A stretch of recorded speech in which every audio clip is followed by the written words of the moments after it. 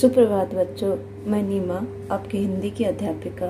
बच्चों, आज हम पढ़ेंगे कक्षा 8वीं का पाठ 11।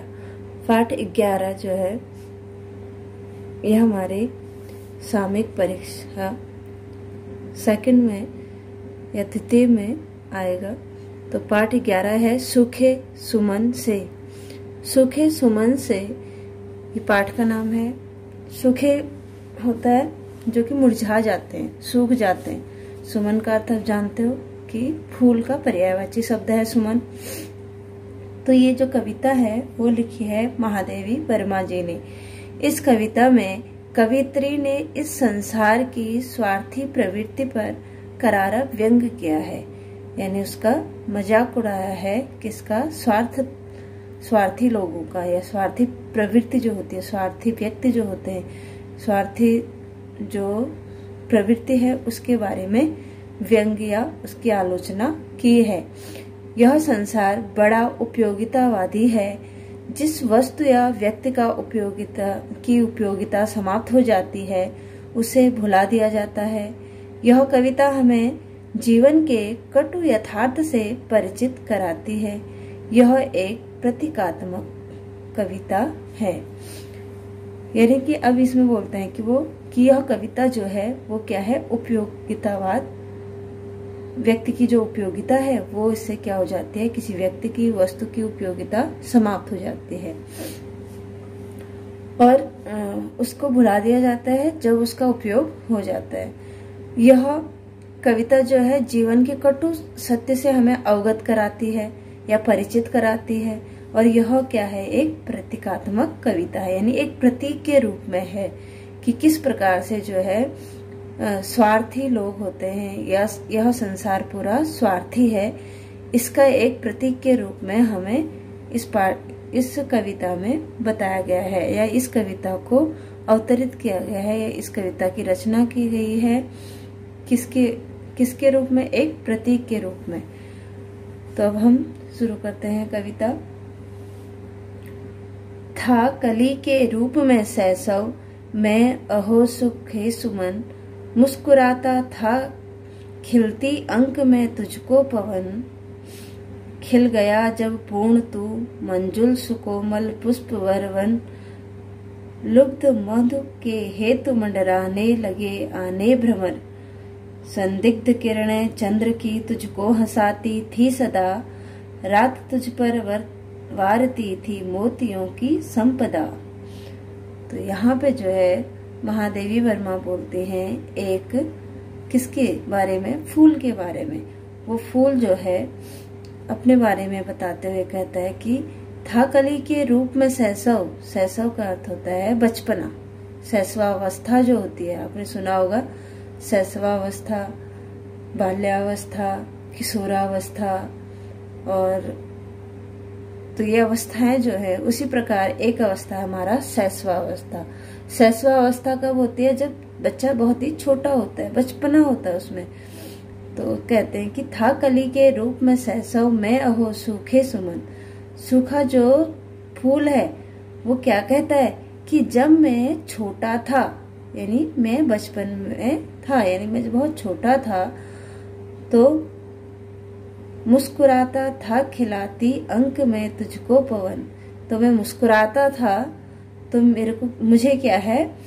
अंक का अर्थ है यहाँ पे गोद। पवन का अर्थ आप जानते हो, हवा। तो क्या है कि कौन कहता है? वो सूखा हुआ फूल बोलता है कि जब मैं छोटा था, जब मैं बचपन में बहुत छोटा था, यानी मुझ में क्या था? बचपन था, मेरा बचपन था। तब मुझे जो है हवा भी अपनी गोद में खिलाती थी मुस्कुराते हुए, यानी मेरी मुस्कुराहट को देखकर हवा क्या करती थी? मुझे अपनी गोद में खिलाती थी। खिल गया जब पूर्ण तू मंजुल सुकोमल पुष्प वरवन। और जब मैं जो है, यानी जब तू, या जब मैं कह रहा हूँ, जब पुष्प जो है, यानी जो फूल है वो पूरी तरह से खिल गया। पहले वो क्या था? शैशवावस्था में, यानी कली के रूप में था। फिर वो पूरी तरह खिल गया, तो पूर्ण रूप से खिल गया।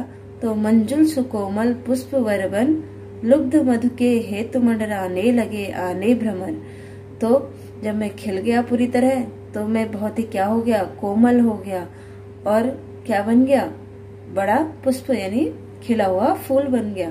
लुब्ध मधु के हेतु मंडराने लगे, लुब्ध माने मोहने वाली, जो मेरे में मधु था या मेरा जो रस था, उस मोहने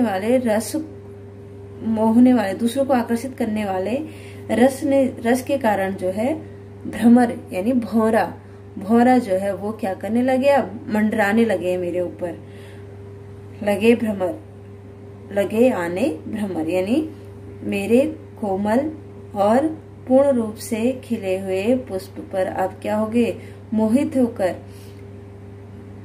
भौरे मंडराने लगे। सन्निग्ध किरणों चंद की तुझको हंसाती थी सदा, रात तुझ पर वारती थी मोतियों की संपदा। सन्निग्ध का अर्थ होता है प्रेममय। चंद्रमा की जो किरणें थी वो कैसी थी, प्रेम देने वाली थी, प्यार करने वाली थी। तो चंद्रमा की जो प्रेममय किरणें थी वे मुझे हमेशा क्या करती थी, हंसाती थी, या तुझको हंसाती थी यानी पुष्प की बात कही है, तुझको हंसाती थी। रात तुझ पर वारती थी मोतियों की संपदा, और तुझे क्या करती थी, वो सारी रात तुझे निहारती रहती थी। और मोतियों की जो संपदा होती है उसी तरह तुम्हें वो रखते थे। कौन, चंद्रमा।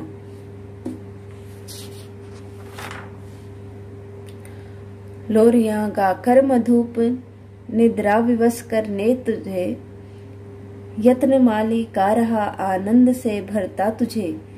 लोरियां गाकर मधुप, मधुप का अर्थ भी यहाँ पे क्या है, भौरा। भ्रमर का देखिए अब दो पर्यायवाची शब्द हो गए, एक तो भौरा, भ्रमर, भौरा और मधुप। तो भ्रमर, भौरे के कितने पर्यायवाची शब्द हैं, मधुप और भ्रमर।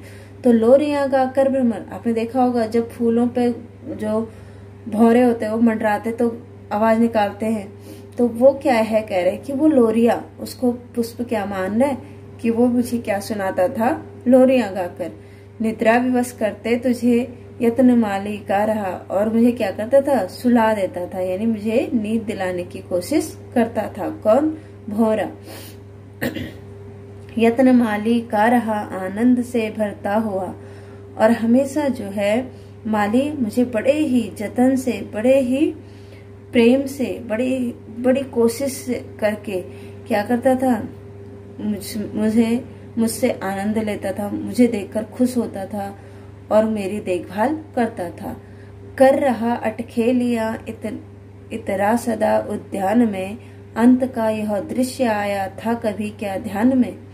कह रहा है फिर पुष्प, कर रहा अटखेलियां, अटखेलियां होता है कि मैं अपनी चंचलता से जो है क्या कर रहा हूँ, उद्यान में इतरा रहा, उद्यान में बड़े ही चंचलता से इतरा के जो है उस उद्यान में। उद्यान किसको बोलते हैं, बगीचे को, या जिसमें क्या होते हैं, बहुत सारे फूल होते हैं। तो कह रहे मैं उद्यान में हमेशा क्या रहता था, इतराता रहता था, और मेरी चंचलता से मैं अटखेलियां खेलता रहता था, यानी चंचल रहता था और मुस्कुराता और इतराता रहता था। अंत का यह दृश्य आया था कभी क्या ध्यान में, मुझे पता ही नहीं था कि अंत में मेरे साथ क्या दृश्य होगा या क्या होगा मेरे साथ, ये कभी मुझे ध्यान भी नहीं आया। सो रहा था अब तू धरा पर, शुष्क विखराया हुआ, गंध कोमलता नहीं, मुख मंजुल मुरझाया हुआ। सो रहा था अब तू धरा पर, अब तो तू क्या कर रहा है, कह रहा अपने से ही पुष्प क्या बोल रहा है कि अब तो तू धरा पर, धरती पर सोया पड़ा है, बिखरा पड़ा है। शुष्क माने होता है सूखी धरती पर बिखरा हुआ है। गंध कोमलता नहीं, अब तेरे जो सुगंध है वो किस में परिवर्तित हो गया, गंध में, दुर्गंध में, और अब उसमें कोई कोमलता भी नहीं है। मुख मंजुल मुरझाया हुआ, और तेरा जो मुख है यानी फूल जो है वो मुरझा जाता है, तो कह रहे उसका मुख भी जो है वो मुरझाया हुआ है।